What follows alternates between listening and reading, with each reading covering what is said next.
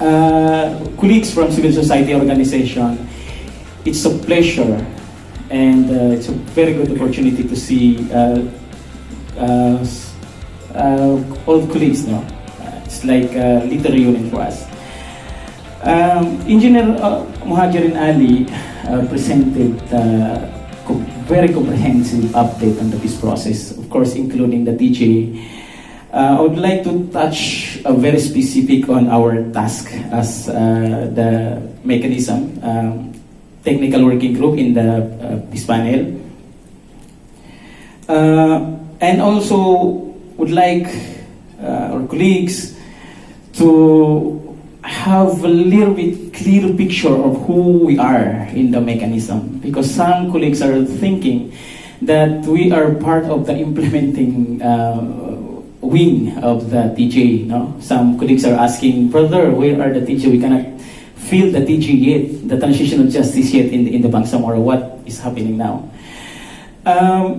Next slide, please. Transitional Justice was created after the signing, as mentioned by Kakahaj, Engineer Ali a while ago.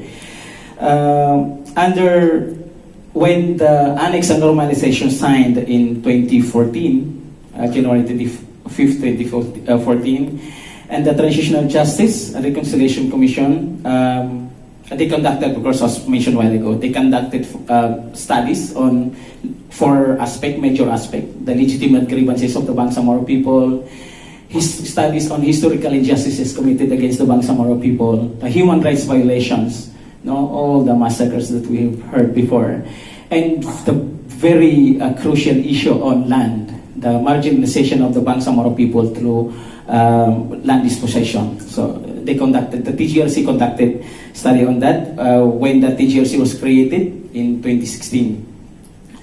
And that is part of our reference in creating the TWG. And of course, another reference was the highlight of the meeting of the GPH and the MINF's implementing panel in 27 of June, where the parties created the technical working group. This is 2019. And the joint statement from the special meeting of the Government of the Republic of the Philippines and the MILF Peace Implementing Panel on 29th April 2019 in Kuala Lumpur, Malaysia, where the parties agreed to the advisory capacity of the TGRC in the development of the roadmap document to operationalize the TGR component of normalization. As we know, there are the report of the TGRC is very, supposedly we can feel the implementation of the 90+ recommendation at the moment now. And there are some small effort in implementing the TJ recommendation, especially in the agency specific recommendation, like in the case of MBH of BARMM, we in the MBHD are slowly integrating the Bangsamoro history in our curriculum. The culture and identity, we also introduce somehow like some foundation of the reform in the education of the Bangsamoro. Recently, last week, actually, I was in Zamboanga last week until yesterday, and I traveled all the way here for this conference, and we were engaging some partners for the development, establishment, or for the effort of MBHT on, we call it junior parliamentarian. We want our learners to understand who we are, at the same time what the BARMM government is now. Next slide, please. And we have this very specific and challenging mandate actually in the technical working group. No? Number one, that's why me personally, I really feel challenged with our colleague, because I myself is an advocate of TJ. We were part of the listening process in 2014 conducted by the Transitional Justice and Reconciliation, and we felt that the emotion, the urgency, and the importance of efforts in addressing historical injustices, in addressing human rights violations committed against the Bangsamoro people. in addressing the land issues committed against the Bangsamoro people. But therefore, this is our mandate actually, that sometimes we feel a little bit challenged, no? Very limited, but it's okay. Number one is to review the TGR recommendation and ascertain priorities for implementation. We have conducted several meetings with the counterpart in reviewing the recommendation of the Transitional Justice and Reconciliation, and maybe engaging some agencies, no, specific agencies who can implement, who are mandated to implement those recommendations. And second of our mandate is just to draft the TGR roadmap, Transitional Justice and Reconciliation roadmap, and submit to the panels for concurrence and approval. As mentioned a while ago, we have submitted those draft roadmap to the Joint Peace Panel. Next to our mandate is recommend measure to address challenges in the implementation of the roadmap. No? We can discuss it later. Next is monitor the progress and reports on the status of the implementation of the TGR roadmap. Next is update the roadmap based on the periodic assessment and coordinate with the TGR advisor in the crafting and implementation and monitoring of the roadmap document to operationalize the TGR component of normalization. As we know, this is very important component of normalization, but we all felt the challenges in moving forward in this aspect of the normalization. I think Honorable Director DG, Director General Muhajirin Ali mentioned about the challenge on some component of the normalization that is not yet moving forward. But for us, we felt very pressure, no? Heavy pressure on this aspect. Looking at the situation now, and people we engaged before are asking where is the TJ effort now. So that is the challenge, because we engage people, we interview people, we talk to people, and they gave us their recommendation, they gave us their insights. And next, please. This is our assertion as TJ, Technical Working Group of Transitional Justice and Reconciliation in the MLF side. Of course, number one for us is the creation of the national mechanism on TGRCB, or the NTGRCB. National mechanism on TGR, the Transitional Justice and Reconciliation Commission called it NTGRCB. And I think whatever name we call it in the future, as long as it addresses the issues that need to be addressed in the Bangsamoro.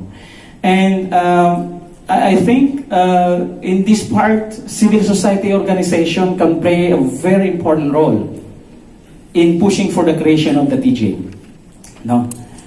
There are some bills filed in the Congress during the time of President, Honorable President, His Excellency President Rodrigo Roa Duterte. And recently, there's another bill filed by Zia Alonto in the Congress. And I think Honorable Congressman Zia Alonto needs civil society organization to support this bill for the passage. And we reviewed several times the bill of Zia Alonto. And I think that it's looked like photocopy of the recommendation of the National Transitional Justice and Reconciliation Commission. The structure and all the functions of the subcommission in that bill. In my hat, one of my hat are civil society member as well of the civil society organization. I would call my colleague to support that bill, and I think it's in our hand. No, it's very in our own hand to push for that creation. We played very important role during the peace negotiation aspect of the struggle. During the BBL campaign, civil society organization have played very important role, and as well as during the extension of the transition period of the Bangsamoro Transition Autonomous Region in Muslim Mindanao. And I think we can play the same role for this time, for the creation of the national mechanism for that transitional justice and reconciliation in the Bangsamoro. Second assertion is the faithful implementation of the 90+ recommendation of the TGR. Some agencies are now implementing some bits of the recommendations. No? We see education aspect sectors in the DepEd National. They are also trying to integrate history, the identity of Bangsamoro in the national curriculum, and that's very good news. But there are some agencies that need to be engaged, and to be educated on the transitional justice efforts, especially the report of the Transitional Justice and Reconciliation Commission. Next slide, please. Yeah. And where are we now? As mentioned a while ago by our Director General, this is the latest updates. Where are we now in the technical working group of the Transitional Justice and Reconciliation?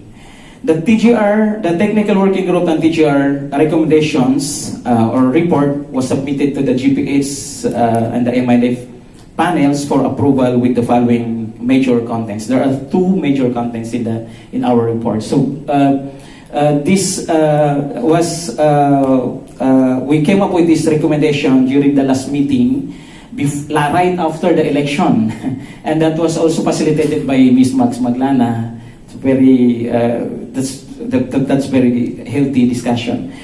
We have this recommendation: creation of an ICCMN-like mechanism in the BARMM to facilitate TGR efforts, including the establishment of the TGR mechanism in the region. Operationalization of BHRC mandate on transitional justice and reconciliation, and implementation of the 90-plus recommendation of the Transitional Justice and Reconciliation Commission by relevant agencies in BARMM. So, because we know that there are recommendations that address specific in some agencies. And second content, major content of that report is to OPAPRO to facilitate the drafting and signing of an EO by the President, creating a national TGR mechanism with a recommendatory power to establish the TGR mechanism through legislation. We are not losing our hope in creating the mechanism by legislation. We know that in order to sustain our effort for transition in relation with the transitional justice and reconciliation, it should be through legislation. It should be passed in the Congress. We also know that coming up with EO was a little bit challenged, but there's no impossible if we work hard and together we assert.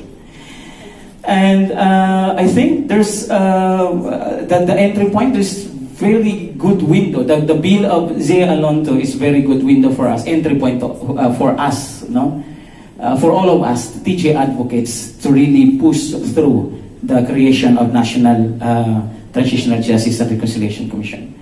And I think I would like to end as well my presentation emphasizing the important role of all of us, especially the civil society organization, donor communities, international communities, and all other TJ advocates. Our role in pushing for the creation of the National Transitional Justice and Reconciliation Commission for the Bangsamoro.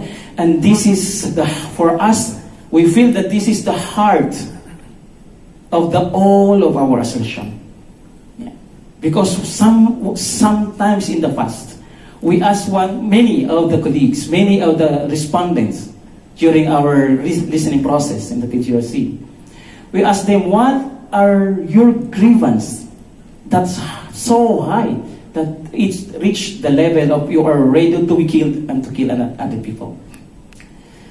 So those are very heavy questions, and they answered it. And they are now asking us, where are those inputs in the transitional justice?